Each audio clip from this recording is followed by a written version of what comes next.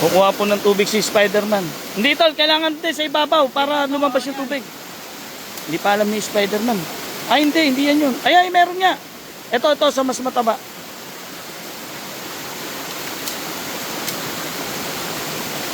Wala.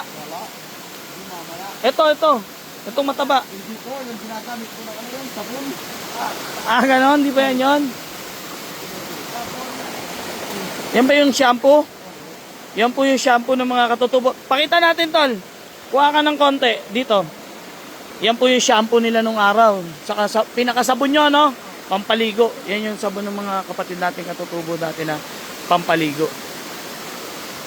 Ayan, pakikita namin sa inyo kung paano nila ginagawa. Noong araw kasi, hindi sila nakakababa ng bundok. Ang ginagamit nilang shampoo sa kasabon, yan. Kasi syempre, bundok, di ba? Layo sa tindahan. Ayan. Pakikita sa inyo ni Spider-Man kung paano.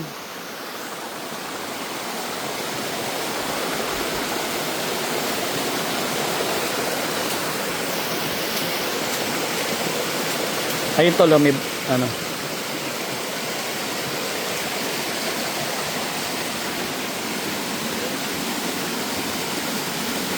Yan. Tol.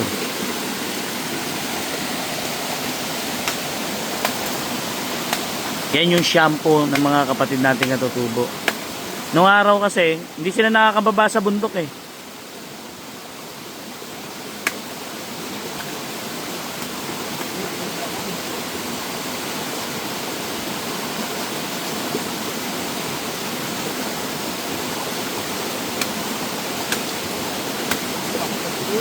Sige, dik. Hindi, kahit yan lang dulo. Yan, kapiraso. Para ano. Yan, ano yan. Hindi, akin na. Sige tol, dikdikin mo lang. Tapos bigay mo sa akin. Kabila.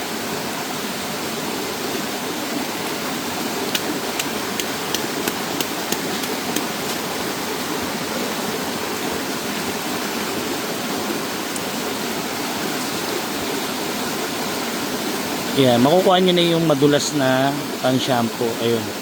Ito. Hindi lang masyado ano kasi malabo yung ano, pero bubula yan. Dalawang klase ko yun eh. Ito yung walang di ganong mabula, pero pinakamadulas to. Ito yung mas madulas. Ito lalaki. Napakadulas. Ayan. Yan ang shampoo ng mga kapatid natin katutubo. Ano yan, sobrang dulas po niyan. Napakaganda sa buhok. Kahit po ano, kung pagkukumpara mo yung shampoo sa ito, mas madulas sa buhok to. Hirap pang linisin sa kamay. Yan yung shampoo nila. Bagging na yan. Ito pala tandaan ng bagging. Ganito yung tsura. Ayan. Pero yung isa, mas mabula. Dalawa kasi sila. Isang sobrang dulas, hindi gano'ng mabula. Ito nga yun. Tapos saka yung isa, sobrang bula. Pero pareha silang shampoo.